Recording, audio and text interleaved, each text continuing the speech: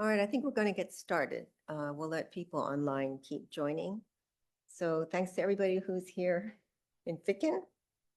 And it's my pleasure to introduce Steve Baldassarri, who I think most people know, but I'm going to do the introduction anyway, because it's kind of fun. So Steve's an assistant professor in the Department of Medicine in our section. His educational background is that he did his BA at Williams, where I think he played hockey, MD at BU Med School. And actually he has another degree, Master's of Health Services Medicine, research here at Yale that he got in 2018. Steve did his internship and residency and then pulmonary and critical care fellowship here at Yale, and then joined the faculty as an instructor in 2017. So has actually been on faculty already 8 years. Time flies. He currently holds the position of Associate Director and Medical Advisor to the Smilo Cancer Hospital Tobacco Treatment Service here at Yale. And so I have had the pleasure of watching Steve's career develop, and he has a specific interest in addiction medicine, addiction behaviors, and has applied that to tobacco. And while I think we don't maybe think about tobacco when we talk about addiction medicine, I would argue that tobacco is probably the most important player of the addictive substances that people can and do use. And so it's actually a really important area of scholarship. And Steve has really gone at tobacco addiction from the entire spectrum of starting with the addictive behavior, studying that in the brain, and then trying to implement things that he has studied, learned, and taught in practice with patients. He's actually increased his clinical footprint in Winchester just this year, which I think is really going to be of great benefit to our patients. And I think that we all can learn a lot. Steve really has even extended that research to different things that people can inhale besides tobacco, but also the way that that people use those drugs, including the devices by which they are delivered. And so those of you who've been around a while know I really like to look back at the first paper that people published, because it's always an interesting window in who were you back when. And so in 2006, were you in high school then? Steve was an author on a paper in Academic Emergency Medicine, and the title of which was Standardized Conjunctiva Pallor Tool Predicts Anemia. So you've come a long way since then. And I think that Steve's CV, which is really a pleasure to look at because it represents a terrific body of very focused work.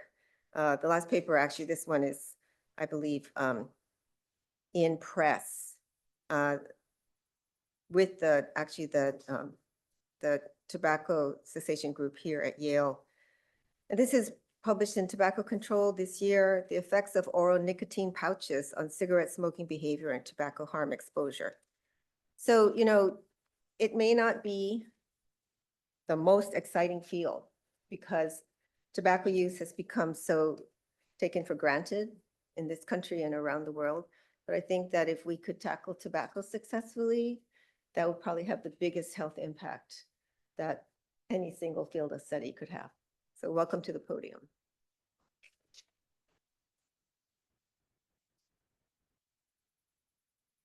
All right, Lynn, well, thank you very much for that very kind introduction. I liked everything you said, except it is the most exciting part of research or whatever, but I know what you were getting at.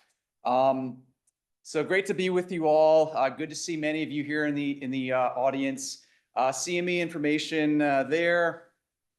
No pertinent conflicts of interest to me. Only relevant funding is from the National Institute of Drug Abuse, which has funded a lot of projects I've worked on, the Yale Center for Study of Tobacco Product Use and Addiction, and our department and section.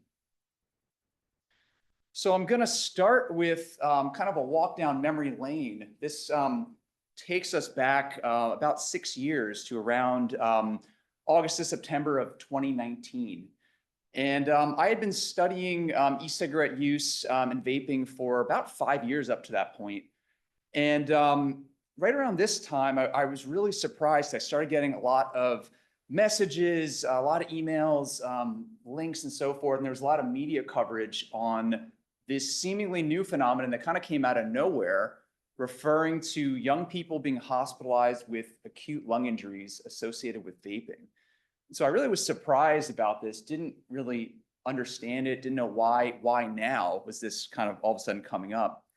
And what was super interesting to me, and something I learned just looking in the fine print, was that the caption indicates it was a cannabis cartridge, which was strange because I had always associated e-cigarette use and vaping with nicotine, but it seemed that there were other phenomena at play.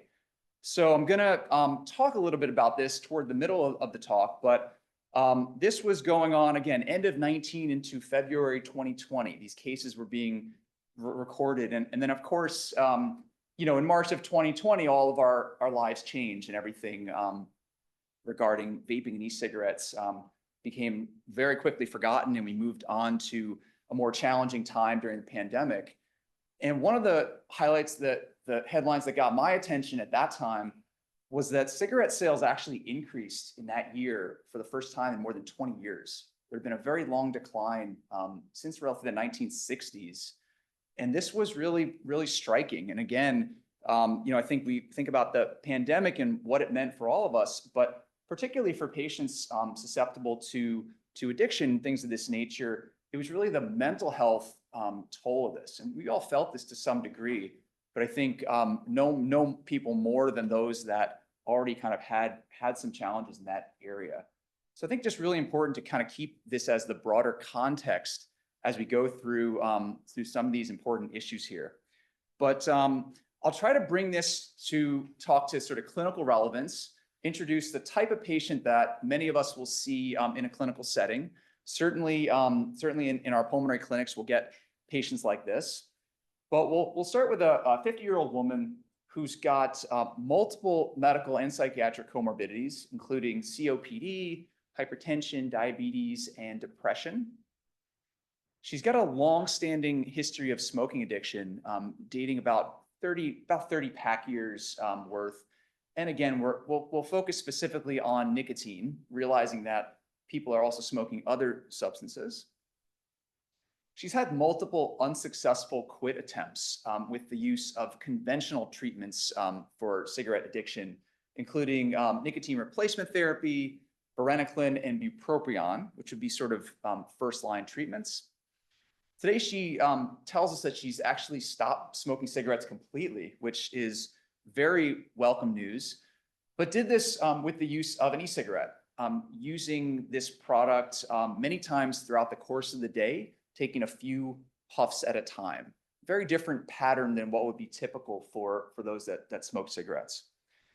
And so the question and thing that we want to understand and really have a good approach to is, how do we care for this patient, and how do we sort of think about the nature of this issue at this point? So I'll have 3 general objectives for today's talk. The first will be to distinguish differences in toxicity and risk between vaping and smoking. Really, really important issue, especially given sort of current trends. And I'll share some of the demographic data about why this is relevant. We'll identify treatment challenges that are associated with vaping addiction and start to look at sort of ongoing and new research in this very dynamic area. And then we'll try to develop clear messaging strategies for people who vape, who come to medical attention. How do we want to communicate with our patients, and how do we want to think about this issue in clinical settings? So just as a general outline for the rest of the time, I'll go through a broad overview of e-cigarettes, touching on their addictive and toxic properties, focusing on some more of the chronic toxicity concerns, but addressing this sort of this epidemic that occurred in 19, so-called e-cigarette or vaping product use associated lung injury, or EVALI, which many of you have likely heard of. We'll do a comparison with cigarettes, again, both in terms of toxicity and addiction risk. I'll talk about the role of e-cigarettes in smoking cessation. So again, sort of an area of major interest. Do these products promote smoking cessation, and can they reduce harm? And then I'll think about some sort of future directions and other things that we're going to need to learn in the upcoming years. I'll conclude with some practical advice for how to address patients such as the one that I just presented. And then as time permits, I'd love to have a brief discussion, hear some of your opinions and experiences with patients such as this one, and answer any questions. So key points on e-cigarettes. First and foremost, our patients are using them. It's becoming increasingly common, particularly among our younger patients who are not currently presenting in medical settings, but may begin to as they age. E-cigarettes, again, typically contain nicotine, but as I pointed out in the headline, what I've learned, sometimes it's actually other substances, right? And the most common is going to be tetrahydrocannabinol, or THC, which is the psychoactive chemical in cannabis products. Very important new phenomenon. The long-term effects of e-cigarette use remain unknown and won't be fully understood for many more years to come. E-cigarettes are inherently toxic, but substantially less toxic when we compare these to conventional cigarettes. And really keeping a focus on the fact that conventional cigarette smoking is deadly and remains the leading cause of preventable death in the United States, with almost 500,000 premature deaths per year. So I'll start with a little bit of the demographics and prevalence of the issue. Some data from the CDC of adults aged 18 or older who are either currently smoking cigarettes, using e-cigarettes, or both. So I'll first draw your attention to this category where it's all age groups. These are all comers, the entire population. Cigarettes only, really the dominant form of nicotine use here in our country, with about 10% of the population. This is a dramatic decrease from years past. It used to be as high as 50%, believe it or not. In the late 1960s, it peaked. You'll notice e-cigarettes only for all groups is really still a small number, 3.2%. But it's really the tail of the age groups that's relevant here in this sort of changing trends. So when we look in this group of young adults, aged 18 to 24, we see that e-cigarette use is actually the dominant form of nicotine consumption here. And that cigarette smoking is really only 3.6%, which is amazingly low by historical standards.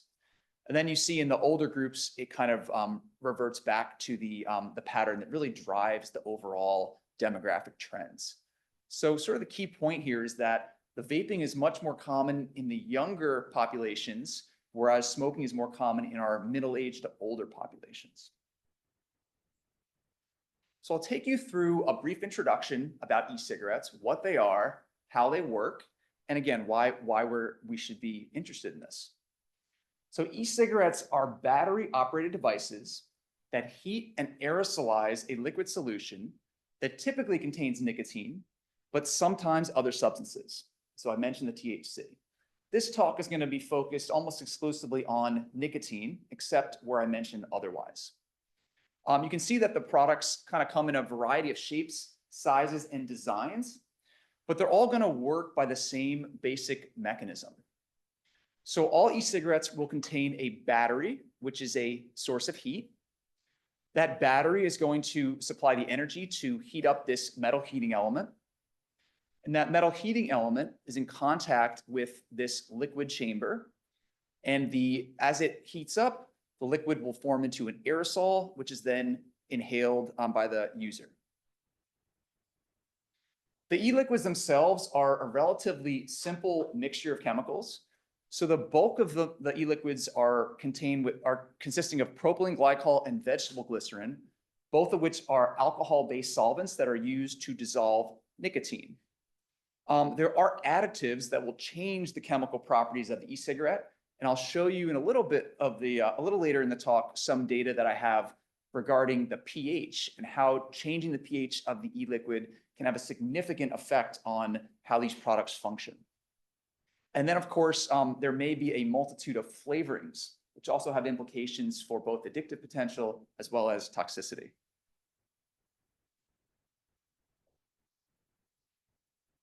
And then, as I mentioned, sometimes unexpected things altogether appearing in some of these e-liquids. Generally, these are going to be associated with informally acquired products, things purchased on the street, homegrown products, and so forth, not necessarily from what would be so-called reputable retailers. So to define a couple of key terms, we'll come to define vaping as the inhalation of a heated and aerosolized solution, also known as an e-liquid.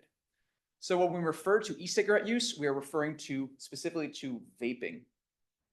We contrast this with smoking, which is the inhalation of combustion products and involves a process of burning, which is going to occur at a much higher temperature and will therefore have substantial impact on risk. And so this leads us to this question and concept of harm reduction. So harm reduction is the less harmful form of drug use or the less harmful route of administration of a drug. So I kind of put up a classic example of harm reduction would be the use of methadone or buprenorphine in individuals who inject heroin. It's the same mechanism of action with respect to the drug, totally different delivery system, much lower risk, much less abuse liability. And so we're going to think about e-cigarettes and vaping in this context of harm reduction when we think about it as compared with cigarettes. And I'll get to that a little bit later on in the talk. So again, why should we care about e-cigarettes? Well, our patients are using them. They are addictive and being increasingly used by youth. They do aid in smoking cessation for adults. So there's now been much more robust evidence supporting the fact that e-cigarettes are effective for smoking cessation, which can have major implications for public health. The overall health harms in the long term are still incompletely understood. And health organizations, governments, and people still fundamentally disagree on the appropriate way to regulate e-cigarette products. This will vary from place to place around the world. So we'll start with some of the addictive properties of e-cigarettes, and I'll take you through some of the work that I've done over several years. But as Lynn sort of mentioned, one of the first things that I was interested in was understanding how and whether e-cigarettes deliver nicotine to the brain.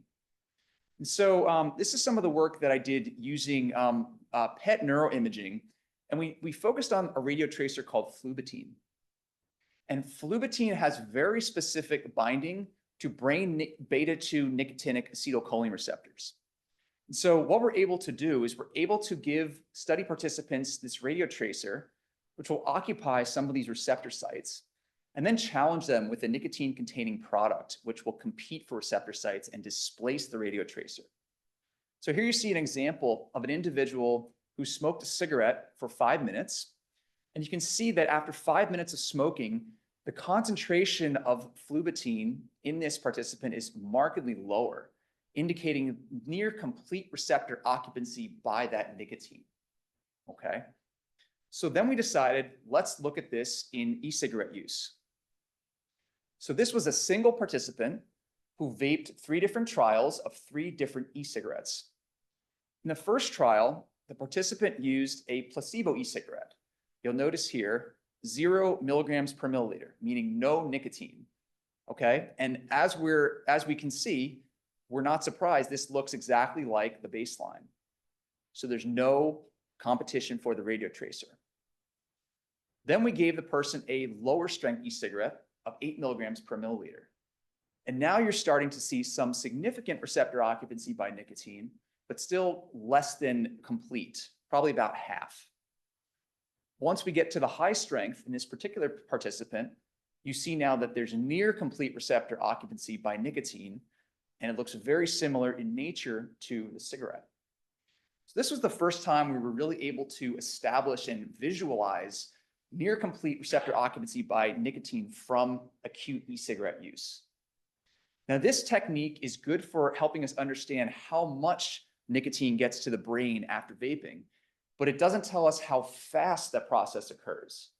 And really the speed of nicotine delivery is really critical for understanding some of the addictive and reinforcing properties of the drug delivery system.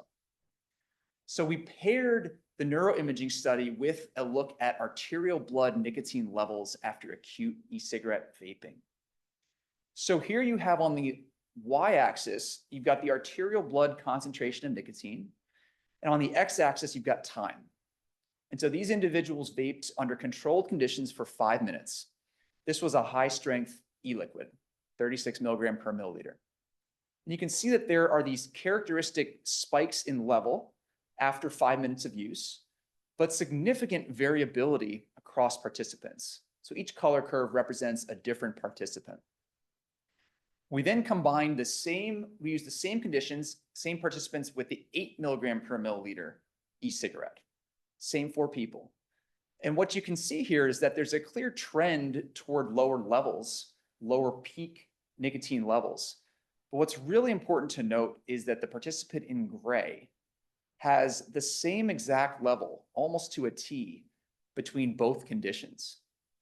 So what this established for us for the first time was that individuals who use these products are capable of compensatory puffing behavior to get their nicotine to the desired level. This is one of the things that's been observed for a long time with cigarette smoking, this titration phenomenon, which makes the products a lot more appealing and more addictive because you can get yourself to the desired effect. So puffing behavior affects nicotine delivery. We then did a follow-up study with our colleagues from the American University of Beirut, where we used some of their specialized hardware and software to control puff duration and measure arterial blood under different conditions at multiple time points. So we have our participant vaping here in real time, just 3 puffs separated by 30 seconds, and then we measure how much nicotine gets into the blood. And you can see these very high resolution pharmacokinetic data that we're able to generate here on a representative participant. Again, we have arterial blood concentration of nicotine on the y-axis plotted against time. And this time, what we were looking at was differences in the form of nicotine, so high pH versus low pH nicotine, and different concentrations. So you can see each color curve is a different concentration of nicotine. The left half of the screen is protonated nicotine vaping. So that's a lower pH e-liquid solution. And the right side of the screen is freebase.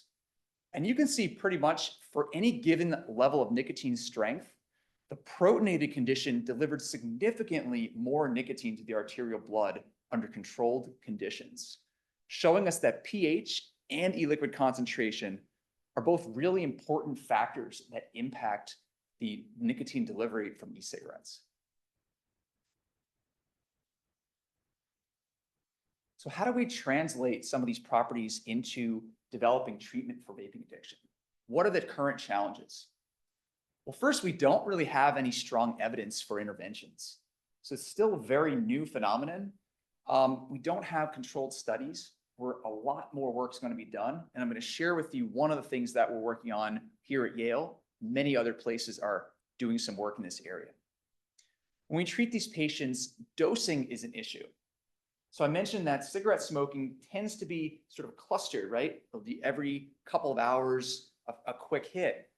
For these ones, you can do it pretty much all day long. Take a couple puffs at a time, easier to titrate, easier to use in smaller amounts for longer periods of time, kind of like the case that I presented. We have the issue of multiple substances. So people can use the same device to vape different substances, nicotine, THC, possibly other things. So treatment efforts may be complicated from that. Again, having to consider that for some people, this is keeping them off of cigarettes because of the effectiveness in promoting smoking cessation. So how does that play in? We'll think more about that.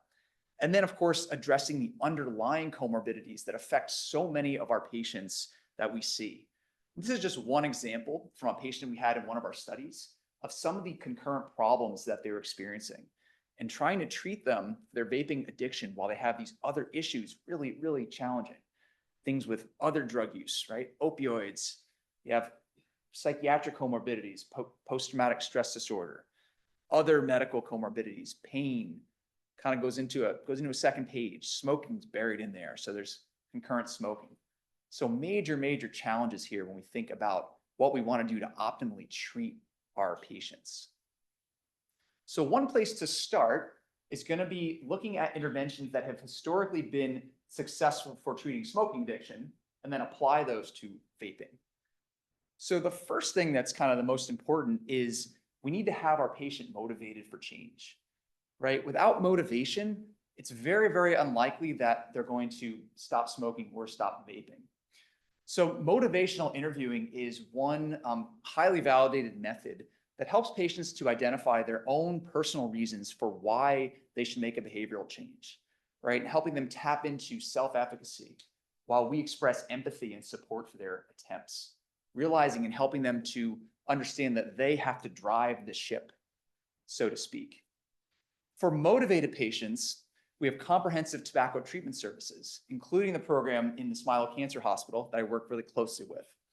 And this is sort of a one-stop shop that can provide both behavioral interventions, such as cognitive behavioral therapy, as well as providing medications all in one. Patients find that to be really helpful to combine the modalities. The higher the intensity of the intervention, the more likelihood of success. And then for lower resourced areas, we have things like government quit lines, which also will provide remote access to counseling and some degree of medication support. So to review some of the medications, again, for smoking addiction, we generally think of them in two categories. So the left side of the screen are what we think of as controller meds. These are longer acting and generally are going to be helpful with relief of withdrawal symptoms and just taking a small edge off of the craving or need to consume a cigarette. But generally not going to act in a pinch. Think of it more like your long-acting inhaler that's going to last for 24 hours, but maybe it doesn't work, kind of like that. So then we add on the short-acting medications. And so these are all forms of nicotine replacement therapy, but they really don't work that well because they just don't deliver the nicotine fast enough to really address that craving that happens in the moment. The patient really needs it. These things deliver the nicotine still much more slowly when we compare that with smoking. So the real question here is, do these interventions actually work for vaping addiction, or are they specific to cigarette smoking? And so I'm involved currently in a project that we're using here at Yale to examine the question of whether varenicline is efficacious for e-cigarette cessation. So we're led by my colleagues, Dr. Lisa Fucito and Dr. Ben Toll, and we're randomizing study participants to receive either varenicline or placebo to determine whether this will change the 7-day point prevalence e-cigarette abstinence rate at week 12 with biochemical confirmation of saliva cotinine. It's going to be a randomized double-blind controlled trial with an enrollment of 326 participants who will be followed up to a total of 26 weeks. So this is going to help us determine definitively if varenicline will be an effective treatment specifically for patients with e-cigarette or vaping addiction. So to summarize some of the key points regarding the addictive properties of e-cigarettes, they do deliver nicotine rapidly. They can be dosed frequently. Their effects depend significantly on product and user behavior. There's currently a lack of evidence-based treatments, and our best guess is to use currently available therapies that we have for smoking addiction. Comorbidities are common, particularly in patients who are presenting in medical settings, and there is active investigation ongoing to identify new treatment approaches. So I'll transition that to move on and think about toxicity, because obviously if you have an addictive substance, it's going to be used frequently and over a long period of time. We start to be very concerned about what are the potential toxic consequences of that use. So the key points here, again, stating the obvious, they are toxic. They're substantially less toxic compared with cigarettes on a puff-by-puff basis. I'll talk about why that is a little later on. And the long-term harms of chronic use are still unknown. I'm going to first touch on the acute toxicity concerns that were brought up in those initial headlines I shared with you back from 2019, this so-called EVALI. And then I'll move on to more of the chronic toxicities, which I think in the long run will be the more important thing to focus on. But there were these cases reported again, over 2,500 cases between August of 19 and February of 2020. There were approximately 68 deaths, and more than 80% of the people affected were young people. And this, I think, was what was so striking about it. They were less than 35 years of age. To me, this was incredible. 80% involved the use of THC. And so upon further investigation, cartridges were recovered, and it turned out that many of these were do-it-yourself, off-the-street produced products that contained high levels of a chemical called vitamin E acetate. Vitamin E acetate, while okay for oral consumption, is extremely toxic when inhaled. And animal models have since shown that inhalation of this compound will induce an acute lung injury. Clinically speaking, the patients present with bilateral lung involvement, typically presenting short of breath or with chest pain. And it's a clinical diagnosis of exclusion, meaning that infection has to be ruled out to definitively identify EVALI cases. This was a patient from one of our EVALI surveillance studies who presented in a classic way with symptoms of shortness of breath, cough, nausea, vomiting, and chest pain. He was hypoxemic, requiring approximately 4 liters of oxygen, and was admitted to a floor. He underwent a chest CT, which you can see, which shows the characteristic pattern of diffuse ground glass opacities and septal thickening, which of course is a nonspecific finding. Patient did undergo a bronchoscopy with BAL and transbronchial biopsy. Cultures did not grow any organisms, and the biopsy results were consistent with organizing pneumonia. Patient was then given a short course of steroids, about 5 days worth, and had a dramatic clinical improvement. He then followed up in about 3 months in the Winchester Center for Lung Disease. At that time, I think it was still the Winchester Chest Clinic, and was successful in abstaining from further vaping and had complete resolution of the abnormalities and had a normal pulmonary function test. So the key point here is that EVALI can resolve if you stop with the vaping and after a brief course of steroids in this particular case. We don't have tons of data because these cases are recurring sporadically. They really have not been tracked since before the pandemic started. So what are the key sort of history questions that we want to ask to try to identify some of these cases and some of these patients? Well, first we need to ask, obviously, are they vaping? Make that a part of our smoking or substance use history as a routine. We need to find out exactly what is being vaped and which drugs. Is it nicotine? Is it THC? It's something that I haven't even thought of, that you haven't thought of. Let the patient tell us. We need to understand what device they're using and where they're obtaining their products from. This will sort of inform our risk, right? So products obtained from well-established retailers are going to be lower risk for causing acute lung injuries than things acquired off the street or informally.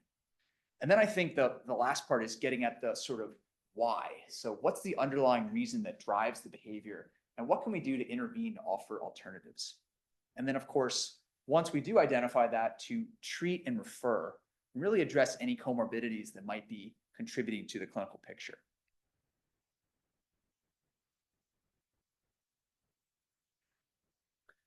So I'm going to transition into some of the more chronic toxic concerns.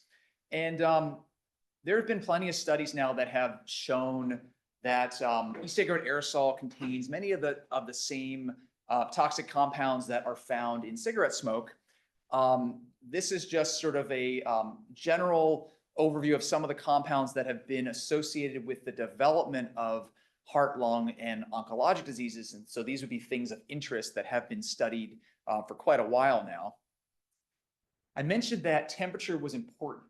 And the reason temperature is important is that higher temperatures lead to greater toxicity, meaning greater output of toxic chemicals. So in this study, you can see the y-axis is the concentration of several of these different toxic compounds. And the x-axis is our increases in electrical power of these vaping devices. And so you can see very clearly that as you go up in power, you are getting an exponential rise in toxic concentration, toxicity. So that's why it's important to understand what kind of device are they using. Is it a large one or one of the smaller ones? Smaller device, potentially lower risk. Flavors have been something that's been of interest for quite a while. Still a lot of work ongoing in this area, but specific flavors have been linked with specific toxicities, but much more to learn in this sort of growing area of research. In terms of the what we know about pulmonary toxicity, clearly we've established that these products can lead to development of respiratory symptoms in adolescence. They have effects on airway physiology, especially increases in airway reactivity and airway resistance, potentially contributing to an asthma-like phenotype. There's effects on host defense, including downregulation of host defense genes and decreases in antimicrobial activity. And perhaps more concerning for the long term are potential effects on the alveolar compartment, including the high levels of particle deposition. We still don't know definitively whether e-cigarette vaping causes COPD or emphysema. This will be something to look out for as we get patients coming through who have vaped for a long time but never smoked. That will be a case report in New England Journal if it were to occur, if we ever diagnose that. Cardiovascular toxicity is less well understood, but remains a possible area of concern. So the key areas that we'll consider will be just the effects of nicotine itself, which of course is a potent vasoconstrictor, leading to increases in blood pressure and pulse. Oxidizing chemicals and particulates that I mentioned on the prior slide, possibly leading to endothelial dysfunction. So again, no definitive evidence as to yet whether these will contribute to cardiovascular disease and coronary artery disease, but something that we need to monitor for and pay close attention. So we've reviewed the addictive and toxic properties of e-cigarettes in a vacuum, but it's really important that we compare these with cigarette smoking. Because as I showed you earlier, the prevalence of cigarette smoking is still much higher than e-cigarette vaping. So we have to make this comparison. And the simple fact is that smoking is much more toxic than e-cigarette vaping. These things look very similar to us, so we're tempted to consider them to be the same thing, but there's inherent different risk here.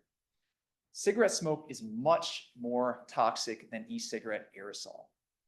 We have to keep the big picture focused on the fact that cigarette smoke is really deadly. We're talking about hundreds of ingredients, thousands of chemicals, 50 known carcinogens, carbon monoxide and tar, which are combustion products that are not found in e-cigarette aerosol. So there's substantial differences here. This study looked at a toxin comparison between regular cigarettes and e-cigarettes. And the key finding that they had was that the regular cigarettes had between 9 to 450 times greater levels of toxins as compared with e-cigarettes on a puff-by-puff basis. What about actual exposure? So what actually gets into our bodies? So on the y-axis here, you've got concentration of NNAL, which is a known carcinogen. And on the x-axis, you've got different groups of individuals, some of them using cigarettes alone or in combination with other products, and e-cigarette only use. And what you can clearly see from this graph is that the e-cigarette only group had substantially lower toxic exposure as compared with any of the cigarette using groups. So if we accept the premise that e-cigarettes are very, very likely, almost certainly a lower risk product as compared with cigarettes, then the next thing that we want to know is, are e-cigarettes effective for smoking cessation? And can we reduce harm with this method? So there have been several major trials now that have shown pretty strong evidence that e-cigarettes do promote smoking cessation. I'm just going to share two of them with you, two of the largest ones. This study came out in 2019, was a randomized trial of e-cigarettes versus conventional nicotine replacement therapy. It was a multi-site study done out of the United Kingdom that enrolled 886 participants, with the primary outcome being 1 year smoking abstinence. The key finding in the study was that e-cigarettes were superior to nicotine replacement therapy by almost a 2-to-1 margin. 18% versus 10%. You'll note that the quit rates are still in the absolute terms quite low. So you're still talking about 80% continuing on versus 90%. At the population level, though, could have significant effects. Importantly, 80% of people in the e-cigarette group were still using their vaping products at follow-up, indicating that this long-term use of the e-cigarette was potentially a prerequisite for successful smoking cessation, which could have other health implications. There was a second study done more recently, a Swiss study, adding e-cigarettes to conventional therapy. So this study enrolled 1,246 participants and had a primary outcome of continuous smoking abstinence at 6 months. The key finding was that e-cigarettes, when added to standard care, were superior to standard care only, with a quit rate of 28.9% in the e-cigarette group versus 16.3% in the control group. Of note, the people there were fewer complete nicotine abstainers in the end of the study in the e-cigarette group as compared with the control group. There's more non-severe adverse events in the e-cig group, but less cough in that group. So where are we going from here? What else do we need to research, and what else do we need to learn? So I've mentioned again that vaping addiction is going to be really important to study for the years ahead. I think we definitely want to look at some of the characteristics of e-cigarettes that contribute to the addictive properties of the products. We need to develop better pharmacologic and behavioral interventions, and also look at this issue of multiple substance use, which really can complicate our treatment efforts. We need to figure out how to harness the power of e-cigarettes to fully promote smoking cessation and really continue to drive down that prevalence of cigarette smoking closer to zero and maximize the harm reduction potential that these products have. We need to understand more about toxicity, specifically around the addictive chemicals, the flavoring solvents, and other additives. We have to think more carefully about how to best manage and address comorbidities in this population. And the things that are of most interest to me, which I think have a big impact that many of us see, are pain, sleep deficiency, and psychiatric comorbidities. So I'm going to wrap up, and then I think we'll have some time for your questions and discussions. I'd love to hear your thoughts. But I want to leave you with this final point, which is that we can think of these products that we're talking about today as being on a continuum of risk. They're all nicotine delivery systems. But there's this famous quote that people smoke for nicotine but die from the tar, meaning that the nicotine per se is not the major concern. It's how it's being delivered. So when we think about high risk, we're thinking specifically about cigarettes, right? High addiction potential, high toxicity risk, known to cause illness, and morbidity, and mortality. On this lower risk end of the spectrum, we're thinking about something like a nicotine transdermal patch, which is safe, effective treatment for smoking addiction, and has very low, if any, addiction potential. And we want to know, where do these other products lie on this scale with respect to health risk? So I focused the talk on electronic cigarettes and these types of delivery systems, but up and coming, possibly the subject of a future talk, are other nicotine-containing products, including smokeless tobacco and oral nicotine pouches, which we are currently in the process of studying, and we'll have a lot more for you in the years ahead. So we'll finally return to our case. As a reminder, we had a 50-year-old woman with multiple medical and psychiatric comorbidities, with a long-standing history of smoking addiction, who's had multiple unsuccessful quit attempts, and did stop smoking cigarettes completely with the assistance of an e-cigarette. And so what we want to know is, how are we going to care for this patient, and what messages are we going to communicate? I think the most important thing to start with is to acknowledge just how hard it is to tackle smoking addiction. And this patient really did accomplish something significant, and just offering to be there to help. I'm here to help however I can, right? And really, I think being a support person, being a friend, a colleague, try all proven treatments for e-cigarettes. So really making sure that this person has actually used the things like NRT, conventional NRT, bupropion, or varenicline. And again, in that vein, offering to prescribe the medications, and refer them to a tobacco treatment specialist. A lot of times the behavioral therapy is omitted, but can have a big impact in their treatment outcomes. We want to counsel them to not smoke combustible cigarettes at all. And this is really, I think, the most important thing out of the entire portion of this, is that harm reduction will be maximized if they're not smoking cigarettes at all. It's really the combustion is really, really important. That's the thing we want to avoid. And then, of course, we want to help them to wean off e-cigarettes and vaping if possible, possibly with some of these other conventional treatments, but really make sure that we're not going to return to cigarette smoking. Very, very important.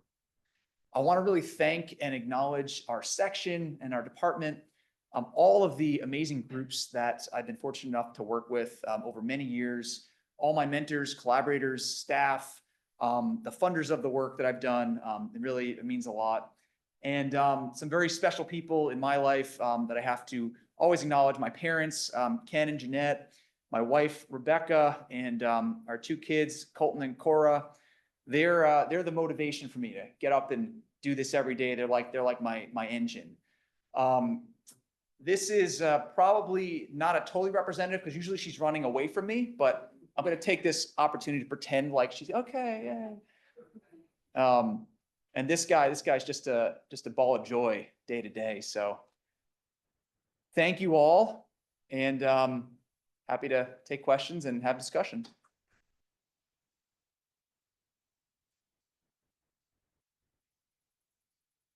I know I'm to repeat the question. I will do that. Are you sure? Is that it's good? Richard won't get mad? Okay. Okay. So Steve, thank you for that really excellent review. So I have a patient whose story is very similar to the case that you provided. She's a little older, but was a very heavy smoker, tried a lot of things, and she ended up with e-cigarettes and with nicotine. And I feel obligated, or have felt obligated, to bring up the discussion about weaning off the e-cigarettes. And the very definite signal I get from her is, aren't we done discussing this topic? You know, didn't I do the right thing? And is this not better than where we were? And I have to admit that I think she's right. And I almost to the point where, you know, I get your point, like, about I'm here to help, and I try to follow that too. But I can't help but start to feel like she's had enough of this conversation. And I'm curious about what you think we should be doing at that point. Like, should it even be a topic? I can focus on her COPD and just accept that she's kind of like a methadone or Suboxone patient, and we'll be using nicotine to prevent cigarette resumption down the road. And by the way, we don't stop Suboxone, right? And so I wonder if there's a parallel there. Yes. Do I need to repeat the question, or? Yeah. So that's a great question. And I think it is helpful to think of it in that same category as methadone or Suboxone. I think that many, if not most of the patients, especially in medical settings where they tend to be more addicted than, say, out in the community, right? If they're not seeking care, they're going to be more addicted. So in the long run, this person's going to need nicotine for life, no question. The question is, you know, how do we deliver that in a way that's acceptable? And for a lot of patients, the conventional treatments just don't do it. They just don't deliver it enough, fast enough, in a high enough amount. So then the question comes down to motivation. So that kind of gets back to, does the patient have a motivation for further behavioral change or not? And you may have very well reached the destination for that particular patient. Keep in mind, like for someone like that, that probably took a lot, like, just to get to that point. So yeah, like, part of this whole, I think, thought process for us is, don't let perfect be the enemy of good. Like, yeah, like, not that's kind of a common thing in the harm reduction world. It's sort of like, well, you're not going to necessarily have everything be ideal. Like, we're like that because we always are, many of us, perfectionist. We want to be more, but for a lot of patients, I think they view it as I accomplished a lot. And I think that's what we want to make sure we acknowledge that and agree that because that really is. So I guess to answer your question, I would ask, what's your thought about vaping? Do you want to make a change? Do you want to continue it? That sort of thing. And then I would use that as sort of the launch point. If the answer is no, then you're good. Then you kind of have gotten that person to a satisfactory destination, right? And remember, like how many people have taken care of advanced lung cancer patients who were smoking till the very end, right? That's a thing. So not everyone's going to get completely there, but I would suggest that patient took a very positive step in potentially reducing harm. So I think that's a good thing to focus on. Hey there. On my prior institution, I was involved in a case with somebody who also vaped and ended up on a ventilator and ECMO, actually, and turned out to be a very bad case of an acute bronchiolitis. We even got a lung biopsy, and that showed that took him 3 weeks to get him off the ventilator eventually. And it turned out that he had bought some crap, I would say, from the internet from Romania, something that contained cayenne pepper for vaping. And I want to use that as a segue to my question is the products you can buy in the store, how are they regulated? And is that concern about vitamin E and stuff that can cause acute lung injury or this bad case of bronchiolitis a potential issue for these products you can buy on a shop here? Yeah, great question. Yeah, so what the question was asking was about what regulates the quality of electronic cigarette products that are purchased in stores. I think that was and sort of what are the risks there with unregulated products. So ever since the beginning, when the e-cigarettes came out, there have been sporadic episodes of these cases like what you're saying, and the EVALI epidemic was a cluster of those that happened really in close proximity. And again, a lot of those are coming from, people doing random stuff, putting random things in there. For the most part, larger, more reputable companies have a stronger incentive to quality control their own products. So right now, it's mostly being driven by market forces.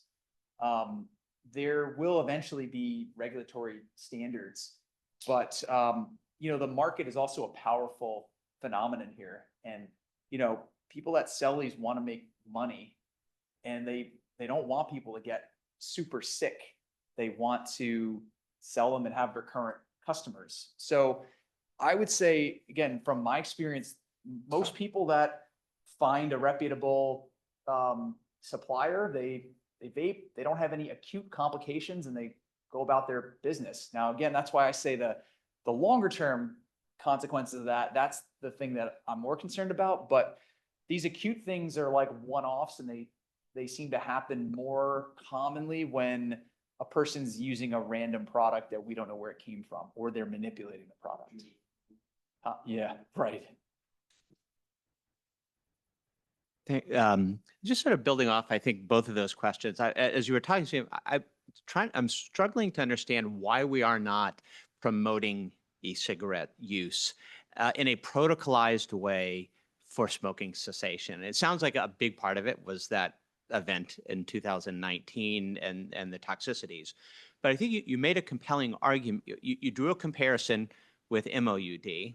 Right? You showed us that the reason nicotine replacement therapy doesn't work is because it's not delivering the levels similar. You showed us that e-cigarettes do and that the toxicities are significantly lower.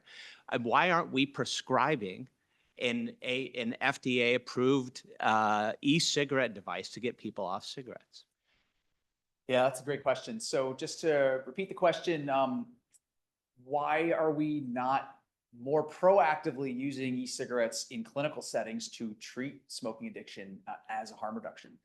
So that gets a very thorny question that gets into issues of politics, culture, general views on harm reduction, and that really varies place by place around the world. So as a counterexample, so I think in the States, not as an individuals, as a group, the majority opinion, I think, is generally not as friendly to the idea of harm reduction, in the sense that it's this idea of you're replacing one addiction with another. You may have heard that. People say that. People say that about methadone. Yeah. So we hear that, right? Methadone's super regulated, where probably we should just be able to prescribe it, right?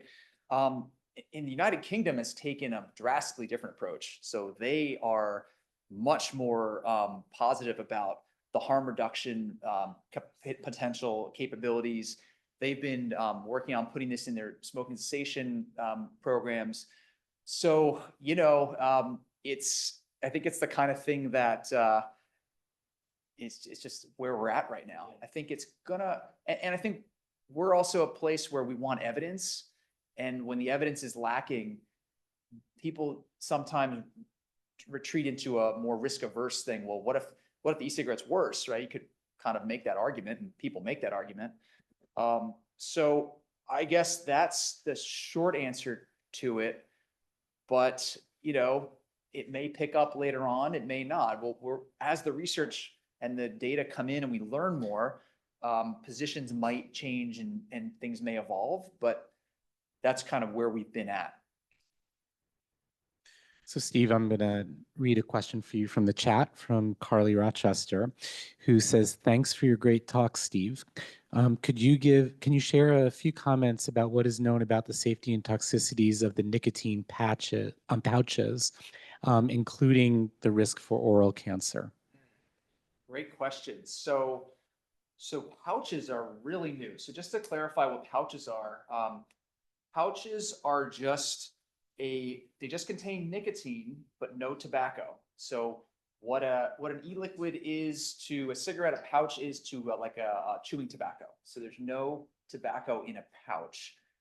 Pouches have also not been around for a super long time. So we don't know, I don't think, what the oral cancer risk. I would say, I didn't talk about pouches in this talk. I do think that pouches are the future of nicotine harm reduction. Pouches, possibly even smokeless, because I believe ultimately pouches will be less risky than e-cigarettes and smoking. So that's why, so Lisa Fucito and I have a grant that is pending, I guess, opening of the US government to be reviewed, but wanting to look and understand more about how pouches impact smoking behavior. And so I think we have a lot to learn there, but yeah, like, remember, harm reduction doesn't mean zero harm. There could be some harm associated with these products, and that's something also that has to be looked at and better understood. Well, thank you, Steve. It's 4 o'clock. You're doing very important work, and thank you for teaching us today. Great talk.